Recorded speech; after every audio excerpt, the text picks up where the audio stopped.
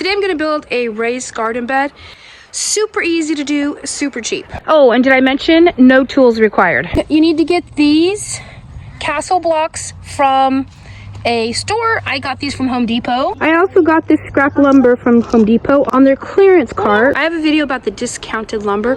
That 12-foot board was probably $1. So it's not perfect, but it's perfect for a garden bed. I'll leave a link to the video I made about getting the discounted lumber at Home Depot down below in the description box. What you do is you take your wood, you slip it into the block, like that.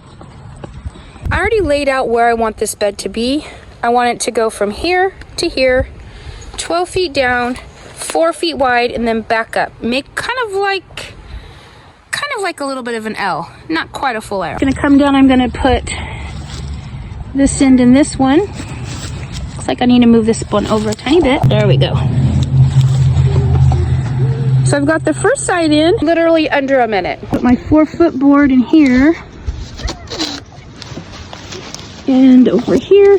Okay, just like that, we've got 2 parts of the bed put together.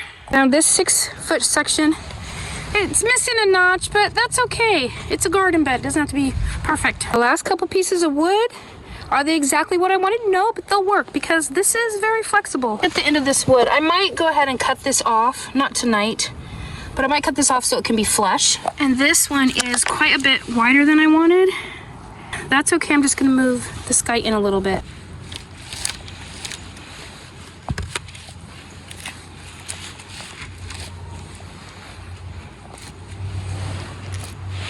Okay, you're gonna see it's gonna be wonky, but it'll work. So that's the final bed.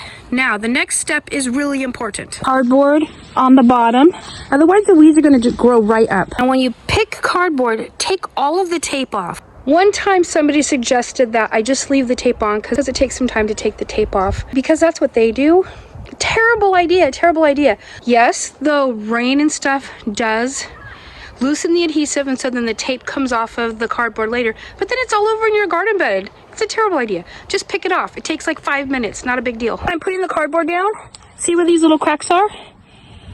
This is an opportunity for grass and weeds to grow. Grass and weeds, grass and weeds. So in those little places, I like to put a layer of something there, whether it's paper, grocery bag are good. Cover up the little cracks and stuff, just to make sure no grass is going to be growing up through my bed. I can tell this has been sitting outside and it's been raining here, so these are sopping wet. Cardboard wasn't sopping wet, you would want to get it sopping wet. If your plan is to build the bed and plant the bed within a short time, you want that cardboard completely saturated so it breaks down a little quicker. Otherwise, you're going to plant stuff in those beds. They're gonna sprout, the roots are gonna go down, and the roots are gonna get stuck at that cardboard level.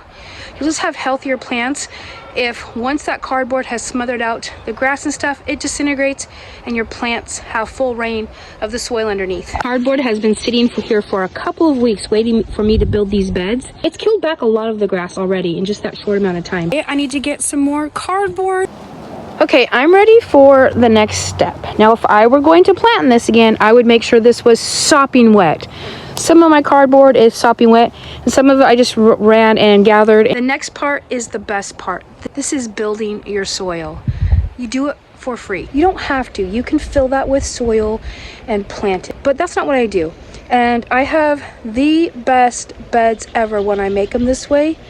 And it's free. I'm gonna use this pile of weeds that I pulled out of the herb garden. I was gonna actually add this back in once it broke down a little bit, but I'm gonna put it on the new bed instead. I'm gonna pile every weed I can find in this bed, and I'm gonna heap it. It was 1 wheelbarrow.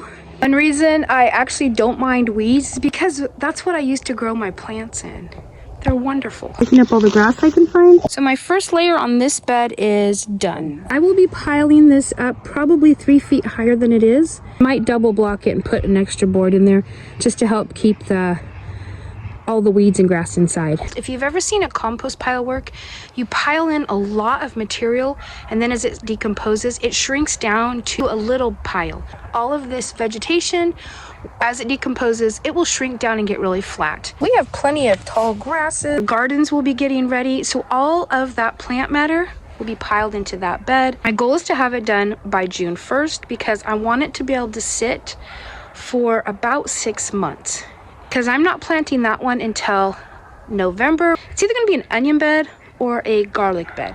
So I'll be putting in onion seedlings or garlic cloves in the fall. Little short strawberry bed was built like that. Know when it's ready because it'll look like this. This was created just like that one. Exactly the way I built this bed that has some things growing in it right now. This whole long bed was built like that. Can't tell by looking at it that dirt was once a bunch of weeds. One of the best things about that type of bed is once you build it, you just let it sit and decompose. There's no other maintenance to it. The longest part of today was going through the wood pile and finding the right lengths of wood, and that didn't take very long, maybe 10 minutes. And then building that took 5 minutes, and then laying down the cardboard took another 7-8 minutes, and that's only because I got distracted by my grandchildren. So super fast, easy way to build a bed.